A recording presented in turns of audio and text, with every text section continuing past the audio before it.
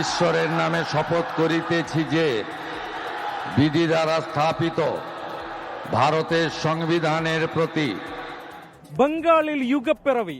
ശ്യാമപ്രസാദ് മുഖർജിയുടെ ബംഗാളിൽ ബിജെപിയുടെ ആദ്യ സർക്കാരിന്റെ സത്യപ്രതിജ്ഞ. ബിജെപിയെ തെരഞ്ഞെടുപ്പിൽ നയിച്ച മമതാ ബാനർജിയെ ഭവാനിപ്പൂരിൽ തോൽപ്പിച്ച സുവേന്ദു അധികാരി ആദ്യ ബിജെപി മുഖ്യമന്ത്രി. മുതിർന്ന ബിജെപി നേതാവ് ദിലീപ് ഘോഷ്, അഗ്നിമിത്ര പോൾ, കേന്ദ്രമന്ത്രിയായിരുന്ന നിസിത് പ്രാമാണിക്, അശോക് കിർത്താനിയ, ക്ഷുദ്റാം ടുഡു എന്നിവരാണ് സത്യപ്രതിജ്ഞ ചെയ്ത മറ്റു മന്ത്രിമാർ. പ്രധാനമന്ത്രി നരേന്ദ്രമോദി ബിജെപി ഭരിക്കുന്ന സംസ്ഥാനങ്ങളിലെ മുഖ്യമന്ത്രിമാർ, കേന്ദ്രമന്ത്രിമാർ അങ്ങനെ വിവിഐപികളുടെ ഒരു നീണ്ട നിര വേദിയിലുണ്ടായിരുന്നു. 98-കാരനായ ബിജെപി പ്രവർത്തകൻ മഖൻലാൽ സർക്കാരിനെ പ്രധാനമന്ത്രി പൊന്നാടയണിയിച്ച് കാൽ തൊട്ട് വന്ദിച്ചു.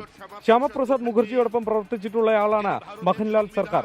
അതേസമയം തെരഞ്ഞെടുപ്പ് ഫലം അംഗീകരിക്കാത്ത മമതാ ബാനർജി ഇതുവരെ ലോക്ഭവനിലേക്ക് എത്തുകയോ രാജി സമർപ്പിക്കുകയോ ചെയ്തിട്ടില്ല. എന്നാൽ പുതിയ സർക്കാർ സത്യപ്രതിജ്ഞ ചെയ്തതോടെ മമതാ സർക്കാരിന്റെ ഭരണം ഔദ്യോഗികമായി അവസാനിച്ചു. ബംഗ്ലാദേശി കുടിയേറ്റം അടക്കമുള്ള വിഷയങ്ങളിലാണ് താൻ ആദ്യം ശ്രദ്ധ ചെലുത്തുകയെന്ന് പ്രഖ്യാപിച്ച നേതാവാണ് സുവേന്ദു അധികാരി. കൊൽക്കത്ത അടക്കമുള്ള മേഖലകളിൽ ഉടനെ തന്നെ ചില നീക്കങ്ങൾക്ക് സാധ്യതയുണ്ട്. ബ്രിഗേഡ് ഗ്രൗണ്ടിൽ നിന്നും വരുൺ വടശ്ശേരിക്കരയ്ക്കൊപ്പം ശ്രീനാഥ് ചന്ദ്രൻ, 24.